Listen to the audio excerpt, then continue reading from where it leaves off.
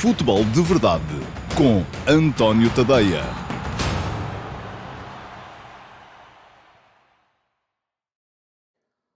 Ora, então, olá a todos, muito bom dia. Sejam muito bem-vindos à edição número 84 do Futebol de Verdade. Hoje é sexta-feira, é dia 1 de dezembro de 2023 e esta é a edição número 84, relativa à época 2023-2024, como é evidente, porque o Futebol de Verdade já tem, por acaso nem fiz as contas, mas creio que se não anda nas 1000 edições está muito perto de lá chegar. Um dia destes faço as contas, até para podermos assinalar, se é que ainda vamos a tempo, aqui a edição número 1000 do Futebol de Verdade. Hoje é feriado, portanto não vamos ter live.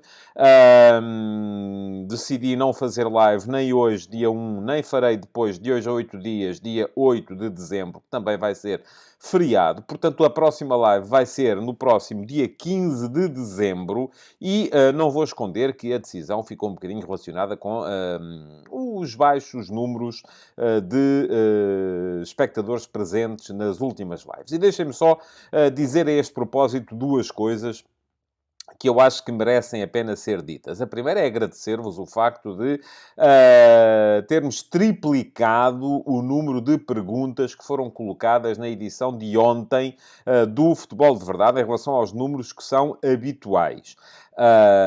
Muito obrigado a todos aqueles que fizeram o esforço de ir lá deixar uma pergunta. É importante que se perceba que os comentários na caixa de comentários são fundamentais para que o Futebol de Verdade possa manter a sua atividade. Porquê? Porque sem comentários não há algoritmo que salve o programa e o programa acabará inevitavelmente por começar a ser mostrado a cada vez menos gente e menos gente significa menos interação significa menos qualidade das perguntas também. E, ao mesmo tempo, significa também, é preciso que se diga, menos visualizações e, objetivamente, obviamente, o objetivo deste programa é ser visto, porque não sou suficientemente louco a ponto de estar aqui a falar para o boneco. Não me interessa muito, interessa-me que haja mais gente a ver aí desse lado. Bom, feito o agradecimento, porque prezo muito e prezo ainda mais aqueles que são espectadores habituais e que aparecem nas lives e que deixam comentários, seja no live chat, seja na caixa de comentários. Até respondi por escrito ao comentário construtivo do João Spínola, mas quero também ajudar a refletir aqui um bocadinho convosco sobre o tema. E o João Spínola deixou no Futebol de Verdade de ontem um comentário a dizer que, bom, se o número das respostas ou dos comentários está a cair é porque as pessoas, isto não está a funcionar, portanto, se calhar vamos voltar a modelos antigos. E eu partilhei com o João a reflexão que estou a fazer relativamente ao Futebol de Verdade neste momento e vou partilhá-la convosco também aqui, para aqueles que não puderam ver o comentário, ou que não repararam, ou porque não vão ler os comentários, estão só a consumir o conteúdo em vídeo. Bom, o Futebol de Verdade nasceu como um espaço que eu pretendia que fosse interativo. E porque pode ficar a ideia de que o problema tem a ver exatamente com o final da interatividade que eu promovi a partir do momento em que acabei com as lives diárias, e o programa no início era suposto ser interativo e estar em permanência ou a ler os vossos comentários e tal, e aqui o programa estava a tornar-se demasiado longo. Não é que agora esteja mais curto, mas agora eu acho que está mais fluido e que se fala realmente das coisas que eu quero falar, de que eu quero falar. Mas ficou um bocado a ideia de que a crise, vamos chamar-lhe assim, entre aspas, se deve ao facto de eu ter acabado com as lives diárias. Não é assim. Não é isso que se passa. Aquilo que acontece é que eu sempre tive muito claro para mim, e não quero aqui de maneira nenhuma também, porque o João dizia no comentário que eu parecia aqueles treinadores que, quando os resultados não aparecem, há sempre responsabilidades. Mas eu assumo aqui claramente aquilo que é a minha responsabilidade. Eu sei aquilo que sei fazer, sei aquilo que me deixa confortável a fazer. Até vou muitas vezes à procura de sair da minha zona de conforto. E o próprio facto de estar aqui a fazer um programa, a falar para uma câmara e a metê-lo no YouTube é muito fora da minha zona de conforto. Mas também há uma coisa que eu não sou, não gosto de me iludir com as coisas. E terei sempre a capacidade para tirar as devidas ilações daquilo que são os resultados do meu trabalho. Há trabalhos que eu faço que são bem-sucedidos, há trabalhos que eu faço que são mal-sucedidos, como toda a gente.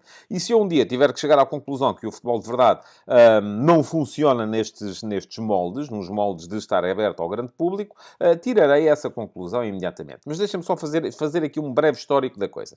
O futebol de verdade começou, era para ser um programa de 5, 7 minutos em que eu vinha aqui só debitar as minhas opiniões sobre os temas do dia. Pronto, era isso. Até o número 1, se quiserem fazer o favor de dar um salto lá e ver a edição número 1, ela de julgo que está disponível aqui mesmo no meu canal de YouTube, podem ver, eu até dizia, até usei aquela expressão do gato fedorento, que era lusco-fusco, 5, 7 minutos, porque vai ser isso. Enfim, depois não foi. Porquê? Porque comecei a perceber o potencial daquilo que vocês traziam ao programa, que era a interação. Eu poder ler os vossos comentários, podermos estar aqui até quase que a conversar. E isso era bom, era uma coisa que me acrescentava bastante a mim enquanto profissional, porque me parece que há sempre contributos muito válidos a virem aí desse lado. E quantos textos eu escrevi depois que nasceram de contributos vossos, de ideias vossas, de coisas que vocês trouxeram para o futebol de verdade. Bastantes. Bom, acontece que, como em tudo, quando as coisas começam a ganhar uma determinada dimensão, há muita gente que traz contributos válidos e há muita gente que traz contributos que só servem para ofuscar aquilo que é o brilho geral. Chegámos a um ponto em que as lives estavam insustentáveis. E estavam insustentáveis porque havia muita gente que vinha para aqui só para estragar, só para desconversar. Em vez de quererem conversar, queriam desconversar. E isto resolvia-se de uma de duas maneiras. Ou acabando com as lives, ou metendo uma equipa de moderadores que, à partida, me preservassem a mim, que estava a tentar conduzir o programa, do facto de ter que ler todo aquele chorrilho das neiras que por aqui aparecia. E como o programa não gerava, e não gera ainda, o rendimento suficiente para eu poder contratar sequer meio moderador, quanto mais uma equipa de moderadores, acabei por optar pela segunda versão. Era impossível manter o programa como ele estava. E era impossível, não só porque aquilo não me satisfazia do ponto de vista profissional, estava a tornar-me melhor pessoa. Eu andava mais... a pior pessoa, perdão, se fosse melhor, ainda estaríamos a fazer assim.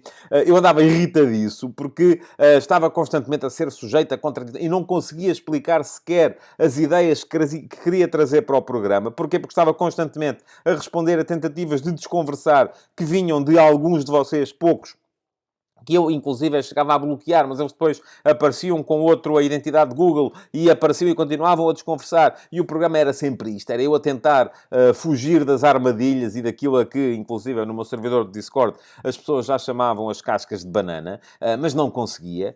E, portanto, não gerando o programa o rendimento nem de perto nem de longe suficiente para pagar sequer a meio moderador, quanto mais a uma equipa, eu posso dizer-vos que mês em que o Futebol de Verdade Live gerasse 60, 70 euros de rendimento, era uma festa. Portanto, eu não pago moderadores com isso. Não dá, é impossível. E eu não acredito em trabalho gratuito. Continuo a não acreditar em trabalho gratuito, porque qualquer pessoa que trabalhe comigo, eu quero poder exigir, quero poder manter o nível de exigência dessa pessoa, sobre essa pessoa. E, portanto, não quero pessoas a trabalhar comigo sem lhes poder pagar.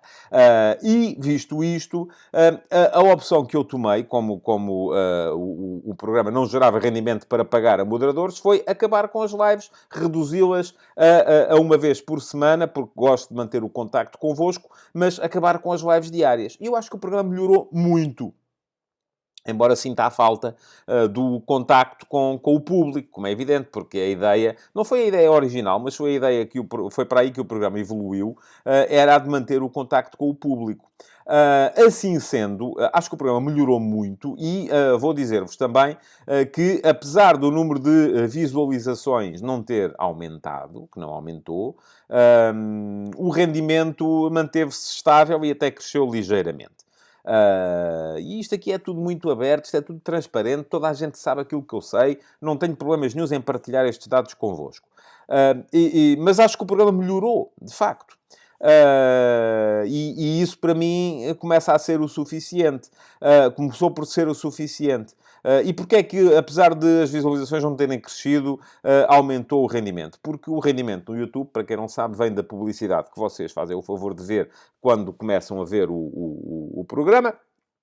E nos diretos não havia publicidade. Portanto, não havendo mais gente a ver, há mais gente a ver a gravação. Portanto, há mais gente a ver a publicidade. Logo, o rendimento não cresceu, não duplicou sequer, mas, enfim, já conseguiu, o futebol de verdade já quase que rende 100 euros por mês. Portanto, é uma maravilha isto. É uma coisa para 15 horas de trabalho por semana, que o programa me leva. Portanto, são 25 euros por semana. Enfim, estamos aqui, é quase 1 euro por hora de trabalho. Portanto, estamos aqui a um nível e eu com isso eu vivo bem, até porque sempre...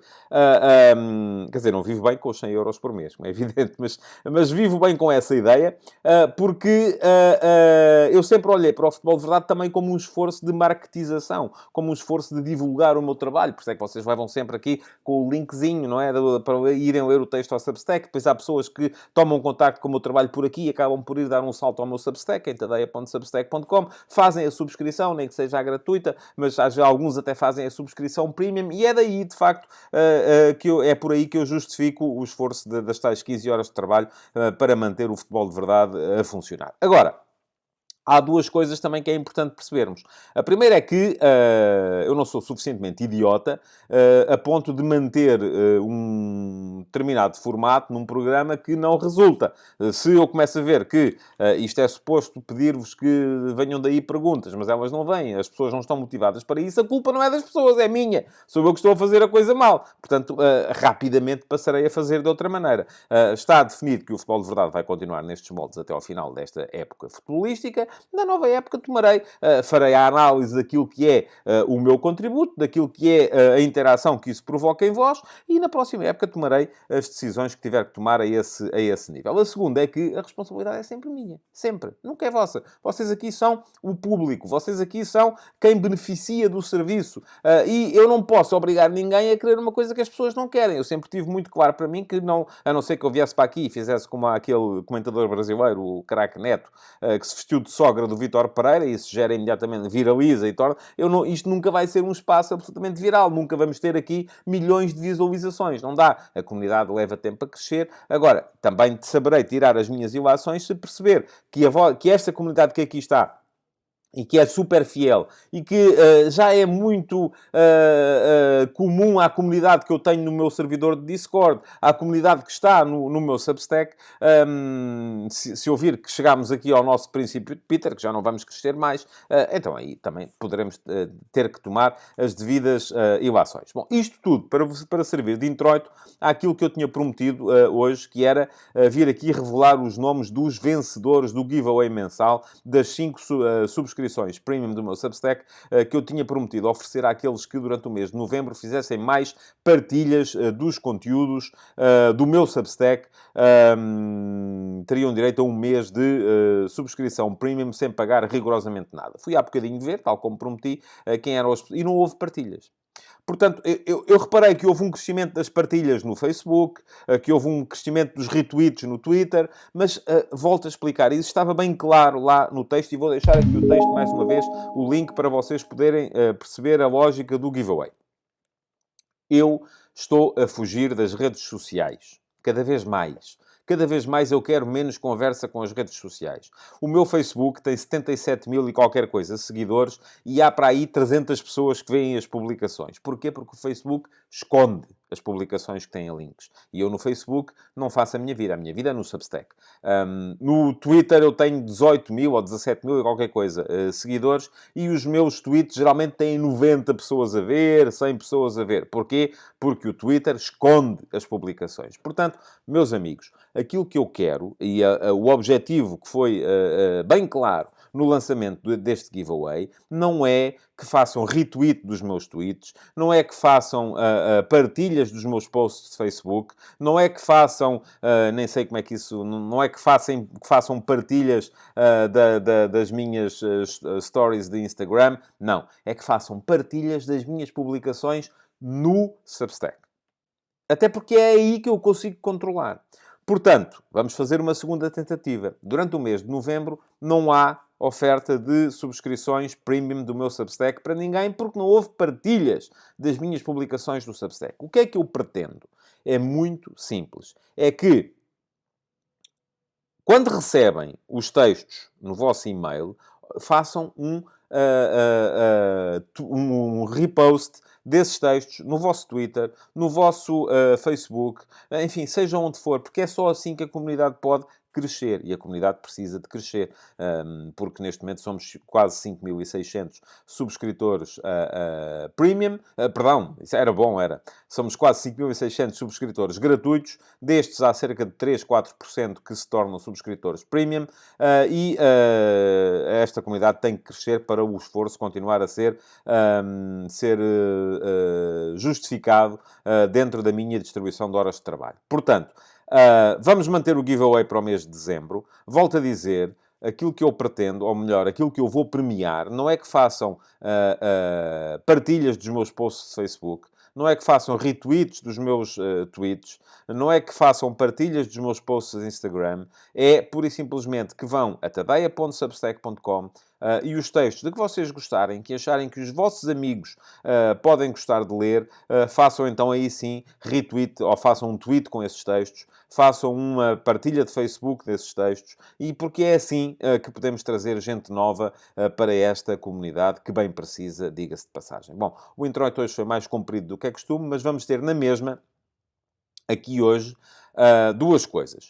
Vamos ter Q&A, resposta a duas perguntas vossas que ficaram ontem, quer tenha sido aqui no meu canal de YouTube, quer tenha sido no meu servidor de Discord, na secção, na chatroom Perguntas do Discord, que está no meu servidor de Discord, e vamos ter no final a reposição do Futebol de Verdade Flash relativo ao Atalanta Sporting, que os subscritores premium do meu Substack já receberam ontem, porque são precisamente subscritores premium. Quem não é, vai poder ver a reposição mais daqui a bocadinho, no final da edição de hoje do Futebol de Verdade. Vamos então ao Q&A para hoje. Futebol de Verdade, com António Tadeia.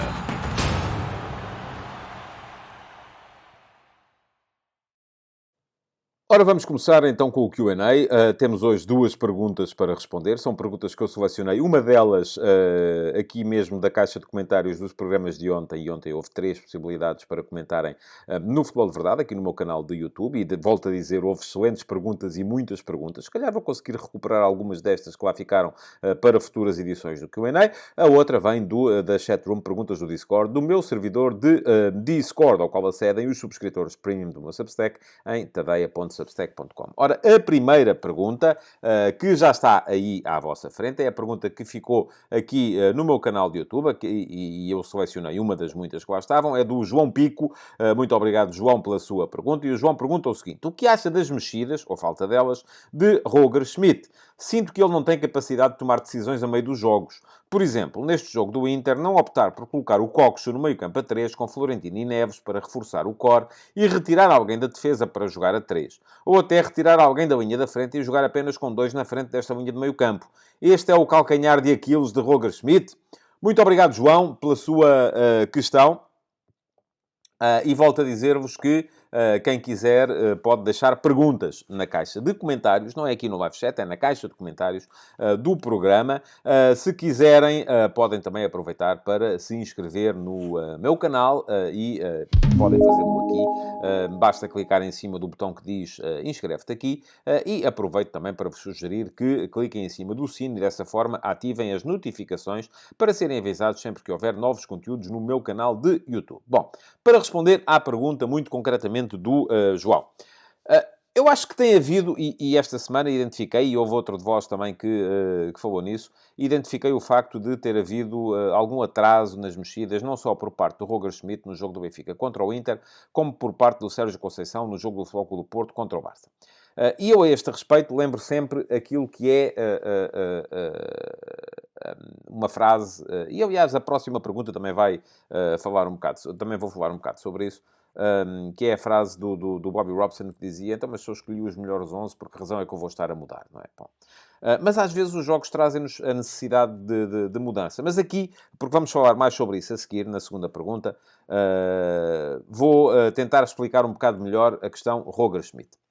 O Roger Schmidt tem aquilo a que se chama o Roger Ball, não é? Tem um modelo que ele utiliza já desde o tempo em que estava no Leverkusen.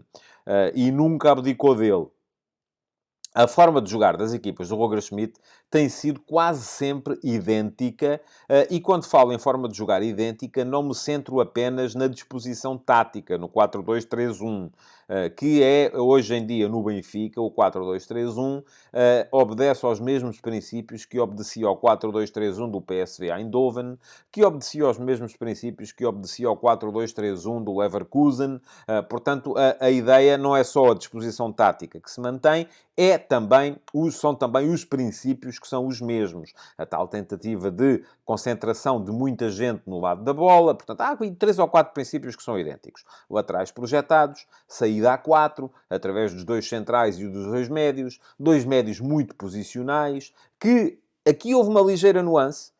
No PSV, por exemplo, o PSV do Roger Schmidt jogava sempre em 2+2. O Benfica do Roger Schmidt começou por jogar em 2+2. A partir de determinada altura, como isso passou a ser contrariado pelas equipas portuguesas, passou a jogar em 3+1, baixando um dos médios e ficando com o outro numa segunda linha para tentar contrariar a primeira linha de pressão do adversário. Depois, os 3 apoiantes do avançado, todos a jogarem muito por dentro, precisamente para aproveitar a projeção dos 2 laterais. Isso significa que também, sempre que o Benfica ataca, imaginemos pela esquerda, tem na zona da bola o ponta de lança que cai para lá, os 3 apoiantes do ponta de lança, porque neste caso o jogador que atua à direita está geralmente no corredor central e os outros 2, tanto o segundo avançado como o avançado exterior desse lado, estão ali também. Um dos médios e o defesa lateral, portanto já estamos a falar de defesa lateral, o médio, 2 atacantes, o terceiro ali no corredor central e o ponta de lança, são 6 homens concentrados na zona da bola quando a equipa tem a bola, e esse é o principal segredo, enfim, segredo que não é segredo nenhum, para que a equipa depois possa, em momento de transição defensiva, fazer o tal Gegenpressing, a tal pressão concertada sobre o portador, que faz com que o Benfica seja muito forte naqueles 5, 7 segundos, e que o PSV também já era muito forte, e o Leverkusen também já era muito forte. Este é o princípio básico da escola do Gegenpressing, da escola do Jürgen Klopp, da escola do Ralf Rangnick. Enfim, é o princípio básico dessa escola, ser muito forte no momento da perda, aqueles 5, 7 segundos, também é lusco-fusco, ainda é menos, que se seguem ao momento da perda da bola, a equipa ataca com tudo o portador da bola, tentando a recuperação rápida da bola para depois poder explorar o facto de o adversário, o que é que o adversário faz quando recupera a bola? Qualquer equipa, quando recupera a bola, o que é que faz? Abre para poder atacar, faz o chamado campo grande. Se perde a bola nesses 5, 7 segundos que se seguem, a equipa é apanhada naquilo a que se chama, na gíria, o contrapé, não é? Portanto, está a abrir para atacar, de repente perde a bola outra vez, está exposta, não é? E há espaço. Portanto, o segredo do Gegenpressing é esse. É recuperar a bola naqueles 5, 7 segundos que se seguem. Portanto, o início da transição defensiva para quem acaba de perder a bola. Ora, tendo muita gente na zona onde a bola é perdida, porque é a zona onde a bola está, há uma maior probabilidade de poder recuperar a bola rapidamente. Porquê? Porque se o adversário está a abrir e o Benfica mete muita gente a pressionar o jogador que perde a bola, ou o jogador que recupera a bola, perdão, há uma boa probabilidade de conseguir recuperá-la e de surpreender o adversário nesse momento. Portanto, este é o princípio básico da equipa do Roger Schmidt.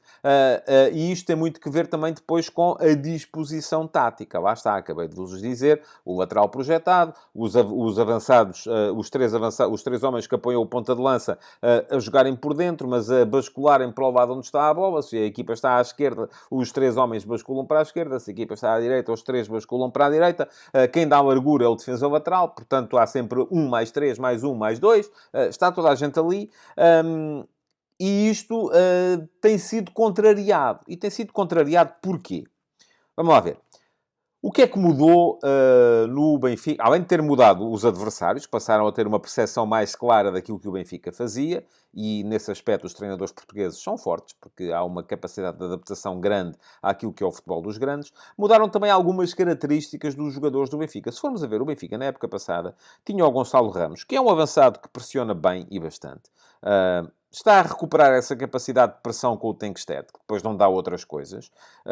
Tinha a jogar naquela segunda linha o Orsnes, o Rafa e e o João Mário, geralmente, não é? Portanto, eram 3 jogadores que eram, de certa forma, mais fortes, tanto na intensidade da pressão, e, por exemplo, o Rafa é um jogador que pressiona com intensidade, nem sempre com muita clarividência. O João Mário tem mais clarividência, não tem tanta intensidade. O Orsnes tem as duas coisas.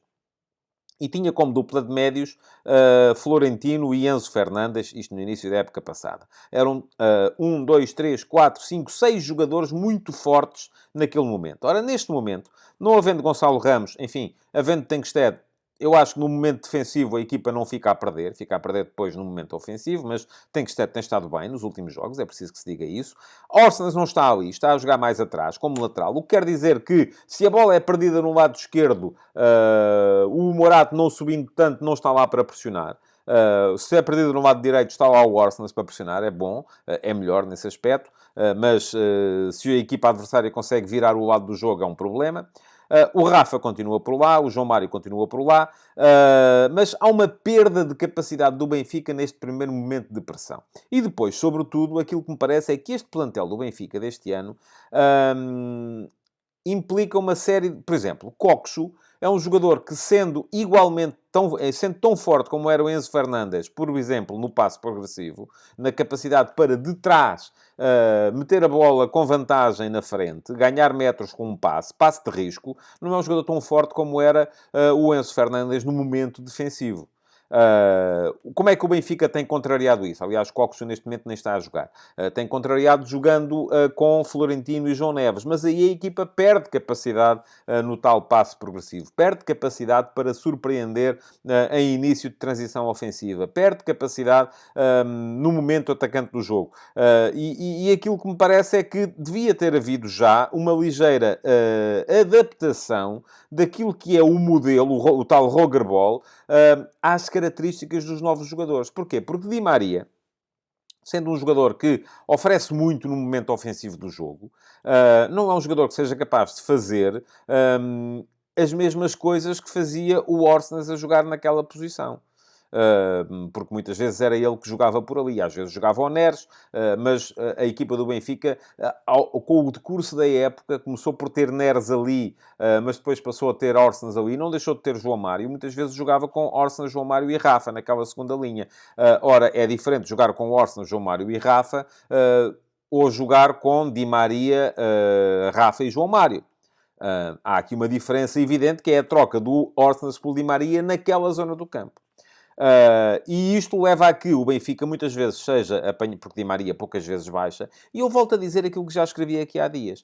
Não quero com isto crucificar porque o Di Maria traz outras coisas à equipa. É um jogador capaz de resolver um jogo no momento. A equipa é que tem que evoluir no sentido de se adaptar às características deste novo elemento. Se há um novo elemento que traz mais capacidade com bola, mais capacidade de rasgo no 1 para 1, mais capacidade de finalização, mas depois traz menos capacidade de recuperação, porque Di Maria raras vezes baixa para se juntar ao lateral, traz menos capacidade de pressão, a equipa tem que ser capaz de absorver este novo elemento, mudando algumas coisas no comportamento dos outros elementos. É por isso que é uma equipa. O futebol não é um desporto individual, é um desporto coletivo. Jogam 11. Ora, jogando 11, se há um elemento que traz mais umas coisas, mas depois em contrapartida traz menos outras, os outros 10 têm que ser capazes de compensar aquilo que este novo elemento não dá. E é isso que o Benfica não está a ser capaz de fazer na maior parte dos jogos, ou em muitos jogos não está a ser capaz de fazer, sobretudo nos jogos europeus, isso tem-se notado mais. Nos jogos em Portugal, tem chegado para ganhar, o Benfica ganhou 2 vezes ao Porto e ganhou 1 vez ao Sporting, embora em 2 desses jogos tenha estado durante muito tempo a jogar contra 10 e num desses jogos tenha ganho só mesmo com uma virada épica nos instantes finais, que não mostrou de todo uma superioridade clara do Benfica sobre o adversário. Fala aí, o João, numa situação que é a mudança e a capacidade para a equipa, de repente, jogar eventualmente com 3 médios. Eu começo a achar que esta pode ser uma mudança interessante para o Benfica. Mas isso, do meu ponto de vista, obriga a uma mudança de modelo também. Porque a tentação para resolver o problema da maneira mais fácil era o Benfica passar a jogar com 2 médios, que podem ser perfeitamente o João Neves e o Florentino, mantendo o Orsnes como lateral, embora eu acho que isso não é uma boa ideia. E depois, no trio de apoiantes do ponta de lança pode ser o Tengsted, pode ser quem quiserem, ter lá o Di Maria na direita, o Coxo no meio e, eventualmente, o Rafa ou o João Mário na esquerda. Pronto, ok. Eu acho que não funciona. E acho que não funciona porque adiantar o Coxo... É um bocadinho como no Braga adiantar o Salazar. E ainda no outro dia falei aqui e escrevi aqui sobre isso. Se o Coxo, tal como o Salazar, é um jogador que é forte, sobretudo pela capacidade de passe progressivo, e o que é o passe progressivo? É a capacidade de trás conseguir deixar os companheiros que jogam à frente em posição de vantagem, adiantá-lo é estar a anular-lhe essa que é a sua principal vantagem. Aquilo que me parece é que este Benfica teria de evoluir para uma situação de 4-3-3 puro. E, eventualmente, jogando com 3 médios, com o Florentino, ou outro qualquer, a jogar atrás de uma dupla de médios formada, eventualmente, pelo João Neves e pelo Coxo. Mas jogarem os dois a par, mais atrás. Isto significa reduzir o número de homens que o Benfica tem na frente. Logo, reduzir a capacidade que a equipa tem para fazer o tal gegenpressing. Porquê? Porque já não tinha tanta gente na frente na zona da perda da bola. E, portanto, isto implicava fazer mudanças no modelo. E mudanças no modelo implicam uma coisa muito simples, que é treino. Não se muda, e aquilo que o Benfica fez, mudando para um sistema com 3 atrás, sem o ter treinado, é um bocadinho um misto de desespero com fé, com loucura. Porque mudar estas coisas sem as treinar, e estas coisas treinam-se sobretudo ou na pré-época ou nas paragens de competição, e agora houve uma paragem de competição, mas depois há uma paragem de competição e os jogadores vão todos embora, portanto não dá para treinar porque eles estão nas seleções. Isto é uma coisa que o Benfica deveria, objetivamente, ter trabalhado e ter consolidado durante a pré-época. Se não o fez durante a pré-época, é muito complicado conseguir fazê-lo agora com a competição em andamento.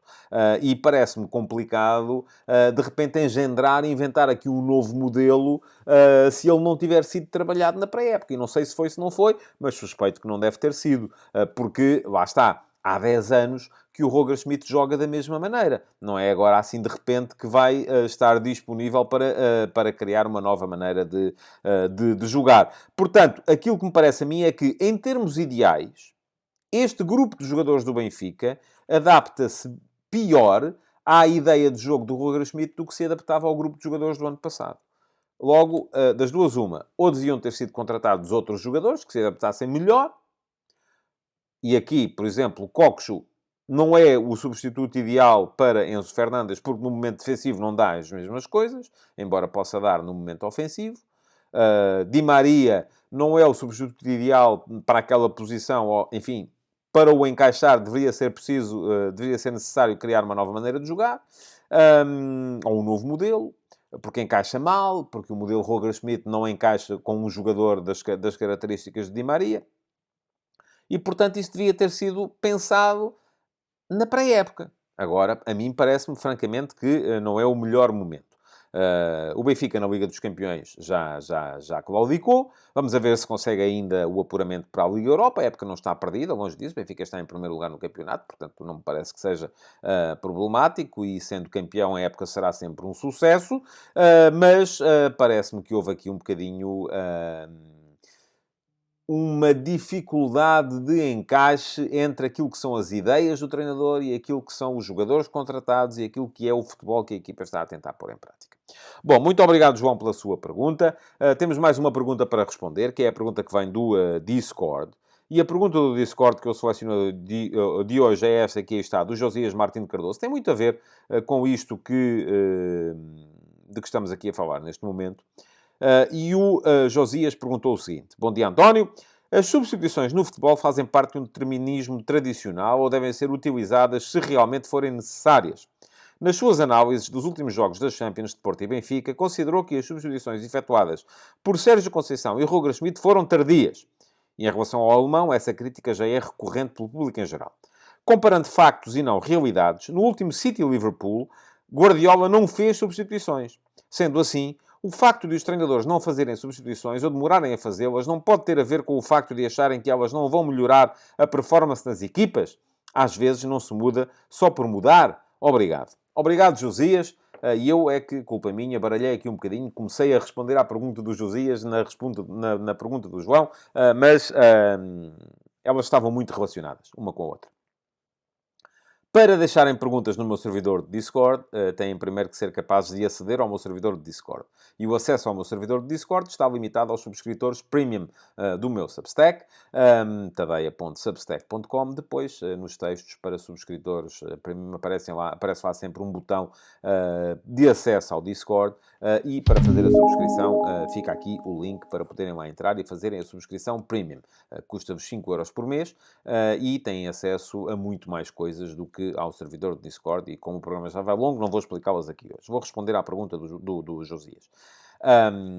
E era aqui que eu queria encaixar a tal frase do Robbie Robson, que me disse-me uma vez, e eu, enfim, achei o máximo, tanto que me lembro ainda hoje dessa resposta, que é, então, mas se eu escolhi os 11 melhores, aqueles que eu acho que melhor servem para ganhar este jogo, vou agora, ao meio do jogo, mudar de ideias? Não. E aquilo que eu acho é que os jogos, muitas vezes, nos trazem essa necessidade de mudança. A substituição, que foi uma coisa que foi inventada no início dos anos 70, até aí não era possível substituir os jogadores, nem que estivessem lesionados, o que deixava muitas vezes as equipas a jogar com 10. Apareceram as substituições. Com as substituições abre-se um mundo inteiro de possibilidades. Uma das possibilidades é os jogadores saberem que no plano de jogo, em vez de terem que durar 90 minutos, só têm que durar 60, e então podem dar mais nesses 60. E quando chega aos 60, troca, entra o outro, que pode continuar a manter aquela intensidade. Com as 5 substituições que estão em voga neste momento, que são mais do que as... originalmente, em Inglaterra era apenas uma que se podia fazer. Na Europa continental eram 2. Depois passou a 3. Neste momento, desde o Covid, são 5. Ora, 5 jogadores, se pensarmos apenas nos jogadores de campo e não no guarda-redes, é meia equipa. Já dá para, com o decorrer do jogo, mudar metade dos jogadores. E isto pode ser feito não só para manter a intensidade do jogo, porque há jogadores que têm que dar tanto em trabalho defensivo, em intensidade do jogo atacante também, que de repente pode perceber-se que não podem manter aquele nível de rendimento durante 90 minutos e, portanto, a ideia é eles próprios saberem, é para dar tudo, mas ao minuto 60 sais e entra outro que pode continuar a fazer aquilo que tu fazias, mantendo a intensidade. Como pode ser para introduzir nuances táticas no jogo. Porque se percebe, e, por exemplo, ainda ontem, no jogo do Sporting contra a Atalanta, eu vou falar disso mais daqui a bocadinho, quando puderem ver a reposição do Flash relativa a esse jogo, o Ruben Amorim mudou as bases do jogo de 2 maneiras ao intervalo. Porque trocou o Jogaio pelo Geni Catamo. E o Geni Catamo, tendo ido fazer a mesma posição que estava a fazer o Jogaio, ala direito no 3-4-3, faz a posição de maneira diferente. Porque tem 1 para 1 e o Jogaio não tem. Porque joga de pé esquerdo e o Jogaio joga de pé direito. É um jogador que pode ir para cima do adversário em drible e o Jogaio não vai. É um jogador que dá à equipa situações diferentes, mantendo o sistema. E depois a troca do Trincão pelo Edwards, sendo 2 jogadores de pé esquerdo a fazer a mesma posição, avançado direito, na equipa do Sporting, mas também tem características diferentes. Perdão. É um jogador que, por ter um centro de gravidade mais baixo, mas sendo mais robusto, resiste melhor à carga. Mantém a bola mais colada ao pé esquerdo no momento em que vai para cima do adversário em drible. É menos suscetível de sofrer faltas do que é o Trincão e, por isso mesmo, também traz uma maior capacidade de condução da direita para o meio e de finalização, eventualmente. Portanto, foram 2 substituições que permitiram ao Sporting mudar o jogo. E agora aqui não estou a dizer, o Ruben Amorim é um gênio. Não, não é, porque se fosse um gênio, tinha... génios não há. A verdade é que ele errou na equipa inicial. Ou pelo menos o jogo veio a demonstrar que ele errou na equipa inicial. Corrigiu. Às vezes há ideias que os treinadores levam para os jogos e que os jogos... mas o facto de ter errado, atenção, se calhar antes do jogo não era claro que fosse um erro. Durante o jogo percebeu-se. Mas há ideias que os treinadores levam para os jogos que os jogos depois se encarregam de demonstrar que não estão corretas. E então aí é preciso ter a capacidade para as mudar. Eu não gosto dessa ideia do Guardiola de não fazer substituições. Sou muito claro. Acho que a substituição é uma arma que deve ser usada. Não é não sei como é que o Josias lhe chamou, não foi um proforma, foi uma... deixa cá ver, tenho que olhar aqui outra vez para a pergunta. Se fazem parte de um determinismo tradicional. Não, eu não acho... Enfim, é uma arma, é como jogar com 11. Se eu posso jogar com 11, porque é que eu hei de jogar com 10? Não é? Se eu posso trocar jogadores, porque é que eu hei de resistir à sua troca? Uma coisa é assim, eu se estiver a ganhar um jogo, se o jogo estiver a correr bem, se eu perceber que todos os jogadores continuam a dar tudo aquilo que podem dar, que já não há jogadores fatigados, que não há variantes táticas que eu preciso de utilizar, então não há razão nenhuma para eu ter que fazer substituições. Agora, muito francamente, perdão, acho que é raríssimo o jogo em que isso acontece. Porque os jogadores perdem rendimento à medida que o jogo vai decorrendo, porque estão mais cansados, porque há sempre a possibilidade de introduzir uma nuance tática qualquer que permite desequilibrar o adversário quando o jogo atinge um determinado ponto de encaixe. E eu não acredito que haja equipas que tenham 11 jogadores tão superiores aos outros que a substituição acabe por ser uma perda para o coletivo. Raramente isso acontece, não conheço nenhum caso em que isso aconteça. Esta ideia do Pep Guardiola não fazer substituições é uma coisa que não é de agora, já aconteceu várias vezes. Às vezes ganha, às vezes não ganha. No último sábado contra o Liverpool não ganhou, e se calhar, se tivesse feito alguma troca, se calhar podia ter ganho. Se calhar não. Se calhar também podia ter perdido. Lá está. Mexer com a equipa é um bocadinho abalar a estrutura. É um bocadinho abalar o equilíbrio. É abalar os encaixes. E pode levar a que a equipa se sobreponha, como pode levar a que a outra equipa se sobreponha. Bom, muito obrigado, Josias, pela sua pergunta. Temos ainda a reposição do Futebol de Verdade Flash do Atalanta Sporting de ontem para ver. Quem não viu ainda, porque não recebeu, pode ver agora a seguir. O Futebol de Verdade volta depois, durante o fim de semana, com edições do Futebol de Verdade Flash relativas aos jogos dos 4 candidatos ao título. Já sabem, todos os dias que houver jogos de Benfica, Futebol Clube do Porto, Sporting Clube Braga ou Sporting, há edição do Futebol de Verdade Flash a seguir aos jogos, com o meu comentário de 15 minutos do jogo. Ela só é entregue aos subscritores premium do meu Substack. Quem não for, pode esperar por segunda-feira para ver aqui, na edição do Futebol de Verdade da próxima segunda-feira, a reposição das edições do Flash dos jogos dos 4 candidatos ao título. Muito obrigado. Fiquem então com a reposição do Flash do Atalanta Sporting de ontem. Futebol de Verdade com António Tadeia.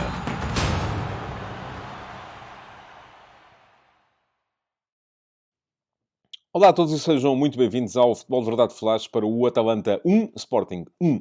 O desacerto na finalização, sobretudo em 3 ocasiões flagrantes desperdiçadas por Pedro Gonçalves, impediu o Sporting de conseguir o primeiro triunfo da sua história em Itália, frente à Atalanta em Bérgamo. O 1-1 final, que face à vitória do Rakov em Graz no outro jogo do grupo, garantiu desde já a presença dos Leões na fase seguinte da Liga Europa, foi ao mesmo tempo curto para impedir a passagem pelo play-off de acesso aos oitavos de final da prova. E bem pode dizer-se que a equipa portuguesa ficou a dever a si própria um futuro bastante mais desimpedido. Tal como no jogo de Alvalade, contra este mesmo adversário, o Sporting ofereceu a primeira parte, na qual se deu muito mal com a pressão de referências individuais que é sempre feita pela equipa de Giampiero Gasperini, e mostrou pouca segurança na saída de bola, quase sempre longa e com fé na capacidade de Gyökeres para servir de plataforma de suporte do seu jogo ofensivo. Mesmo assim, os Leões bem podiam ter evitado recolher os balneários em desvantagem, pois Pedro Gonçalves perdeu a ocasião de golo mais flagrante quando o sueco deixou na cara do guarda-redes, mas ele deu mal na bola e permitiu a este uma defesa fácil. Nessa altura, já a Atalanta vencia. Os italianos apostavam muito nas diagonais de Scamacca, sempre à procura das costas de um dos centrais do lado da equipa de Ruben Amorim. E se a primeira, que acabou com a bola no fundo das redes de Adam, foi anulada por fora de jogo, a segunda deu mesmo um 1-0. Koop Meiners ganhou uma bola perdida entre linhas, Diomande subiu para encurtar, mas julgou mal o tempo de chegada à bola e o holandês teve tempo para soltar o ponta de lança para um remate de longe, que mesmo assim bateu o guarda-redes leonino. Ficou a ideia de que Adam também deveria ter feito algo mais nesta jogada. Ao intervalo, em vantagem estatística, com 4-2 em remates e 0,41 a 0,03 em índice de golos esperados, Amorim corrigiu o setor direito, onde Gaio estava incerto e Trincão complicativo, demorando sempre muito no timing de soltar a bola. Com Jenny Catamo à ala e Edwards na frente, o Sporting ganhou uma segunda via de saída e encostou os italianos atrás.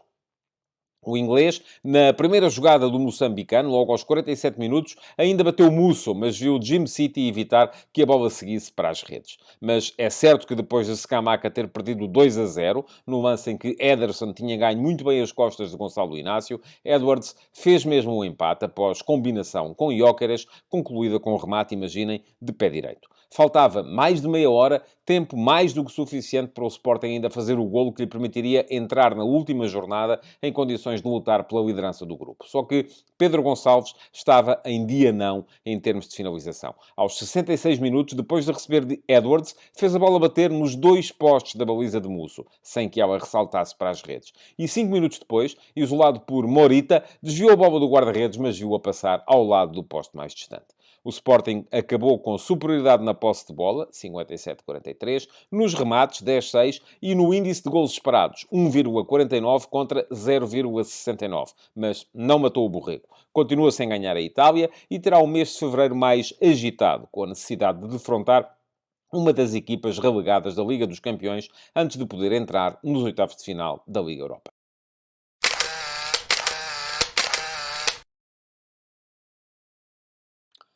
Vamos então fazer a fotografia tática da partida para vos dizer que, no caso do Sporting, houve poucos pontos de confluência entre o 11 que, no último fim de semana, tinha goleado o Domiense para a Taça de Portugal por 8-0, mas é normal que assim tenha acontecido. Apenas 4 jogadores repetiram a entrada na equipa titular, foram eles Esgaio, Yulman, Mateus Reis e Trincão.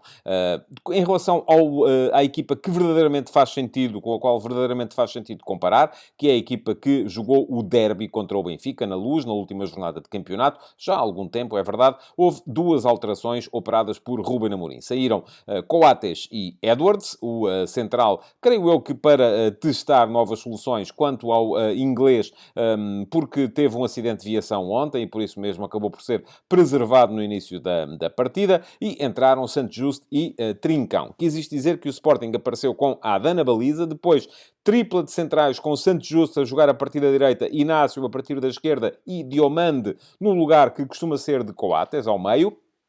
À frente, Esgaio era o ala direito, Mateus Reis o ala esquerdo, Yulman Di Morita o par de médios, mais habitual também, e no ataque, Trincão atacava a partir da meia-direita, Pedro Gonçalves a partir da meia-esquerda e Gyökeres era o ponta de lança. Quanto à equipa da Atalanta, fez 5 alterações em relação ao 11 que tinha perdido com o Nápoles na última jornada da Série A por 2-1. O guarda-redes Carnesecchi cedeu lugar a Musso, o ala Zappacosta cedeu a vez também a Ataboer. Depois, no meio-campo, Pasalic desapareceu do 11 para a entrada de Derron, o que levou ao avanço de Koopmeiners, de uma posição de médio para uma posição de apoio aos avançados. Na ala esquerda apareceu Ruggieri em vez de Bakker e, lá na frente, em vez de Ketelar, surgiu Scamacca. Quer isto dizer que a Atalanta apareceu também no seu habitual 3-4-1-2, com Musso nas redes, Scalvini, Jim City e Kolasinac como os 3 defesas, Ateboer a partir da direita, Ruggieri a partir da esquerda, Ederson e Derron como dupla de médios, Koopmeiners a jogar como 10 nas costas de Lookman, mais aberto na esquerda, e de Scamacca, que era o ponta de lança que mais atacava a área da equipa leonina. No entanto, aquilo que mais importa relativamente a este encaixe, que foi um encaixe mais ou menos bem feito pelas duas equipas, era a forma de defender da equipa da Atalanta, que condicionava bastante a forma de atacar do Sporting. As equipas de Gasperini defendem sempre assim. Há um encaixe individual com marcações a todo o campo no momento de saída de bola do adversário. O que quer dizer, quando o Sporting tentava fazer a sua habitual saída a 5, com os 3 centrais e os 2 médios, imediatamente havia 5 homens da Atalanta que caíam em cima e que não davam nenhum espaço. Isto levava a que aparecesse espaço nas costas dos médios, Ederson e Derron, que muitas vezes eram esse espaço aproveitado com lançamentos longos para Gyökeres, mas a equipa demorava muito tempo a chegar lá. Por outro lado, o Sporting tinha em Trincão um jogador particularmente complicativo, porque demorava sempre muito tempo a soltar a bola. Sofreu muitas faltas e ao intervalo havia 11 faltas cometidas para a Atalanta contra apenas 4 do Sporting. Muitas delas foram cometidas sobre Trincão, mas o jogo do Sporting não evoluía, precisamente devido à falta de capacidade de resistência física do homem que Amorim lançou hoje. Ora, Amorim mudou as coisas ao intervalo, trocando Gaio por Jenny Katam, um pé esquerdo a jogar a partir da direita, um jogador com capacidade de saída no 1 para 1 que o Sporting não tinha, nem à direita com Gaio, nem à esquerda com Mateus Reis, e trocou também Trincão por Edwards, e Edwards veio dar uma nova luz ao ataque do Sporting. Foi ele que, durante a segunda parte, mais se destacou no futebol ofensivo dos Leões. Mais à frente, ao minuto 77, ainda trocou Ruben Amorim e Yulman por Nuno Santos. Nuno Santos foi jogar para o ataque, para o lugar onde estava Pedro Gonçalves, baixando Pedro Gonçalves para o meio-campo, para perto de Morita, e isto poderá ter tido também um pouco que ver com a necessidade de afastar Pedro Gonçalves da baliza, porque ele não estava a jogar mal, mas no momento de finalizar não estava a conseguir ajudar a equipa. Por fim, aos 81 minutos de jogo, Santos Justo, que cumpriu mais uma etapa na sua recuperação, desta vez fez 81 minutos, um jogo quase completo, cedeu a vez a Coates, que foi colocar-se como central do meio, passando Diomande para central direito. E foi assim que o Sporting chegou ao final da partida. Quanto à Atalanta, mexeu pela primeira vez ao minuto 64, trocando ponta de lança, Scamacca por Muriel. Muriel não teve nem de perto nem de longe a mesma influência no jogo que tinha tido o internacional italiano durante a primeira parte, e trocando ainda Lookman, também quase sempre anulado pela marcação próxima de Santos Juste, por Pasalic. O Lookman tinha sido um problema para o Sporting no jogo de Alvalade. Depois, ao minuto 69, Koopmeiners saiu para a entrada de Miranchuk. A ideia que ficou foi a de que houve um erro, porque Gasperini não queria que fosse Koopmeiners o jogador sacrificado, mas acabou Miranchuk por ir jogar também como 10, nas costas dos pontas de lança, e finalmente, a 4 minutos do fim, fez mais duas alterações o treinador italiano, trocando Kolasinac em dificuldades físicas por Holm, sendo que Kolasinac era central esquerdo, Olmo foi jogar para ala direito, trocou ainda Scalvini por Bakker, Scalvini era central direito e Bakker foi jogar para ala esquerdo, o que levou a que Atabor, até aí ala direito, e Ruggeri, até aí ala esquerdo, derivassem para posições de defesa central, a ladearem o central do meio, que continuou a ser Jim City. Já não mudou o jogo com estas alterações, mas ainda assim os treinadores fizeram o que puderam para fazer as coisas evoluir.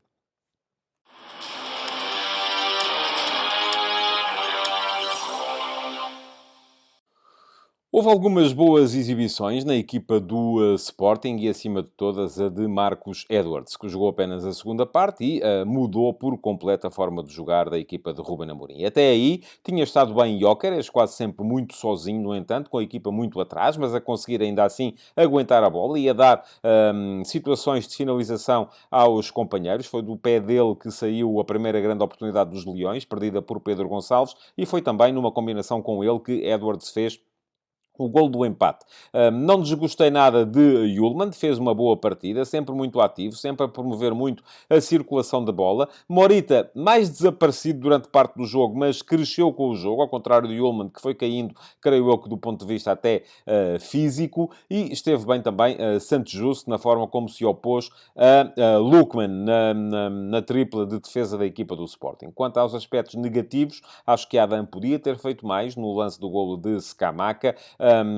Gaio muito incerto, a perder muitos passos, Trincão complicativo, a perder muitas vezes a bola e, por vezes também, os centrais leoninos a falharem o tempo de entrada a bolas que entravam entre linhas e, dessa forma, criando algumas dificuldades na construção da linha de fora de jogo. Por exemplo, o golo acabou por ser validado precisamente porque a linha não estava terrivelmente bem feita. Quanto à equipa da Atalanta, bem Scamacca, nas suas desmarcações em diagonal para as costas dos centrais do Sporting. Muito bem Koopmeiners, na forma como lançava o seu principal atacante, tal como o pulmão de Ederson foi sempre impositivo na zona do meio-campo. Ele aparecia a desarmar, a construir, a ganhar as costas dos centrais do Sporting, sempre muito ativo, o médio brasileiro. Ainda assim, herói do jogo na partida de hoje foi Marcos Edwards.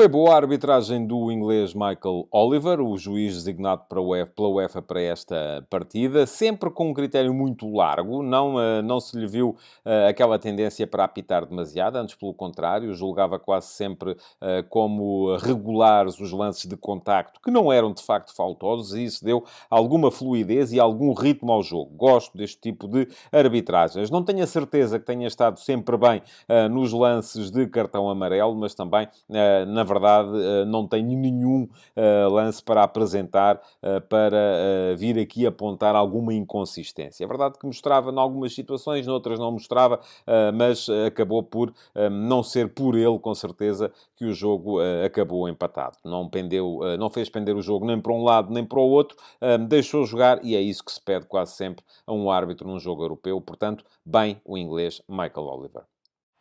Futebol de Verdade, de segunda a sexta-feira, às 12h30.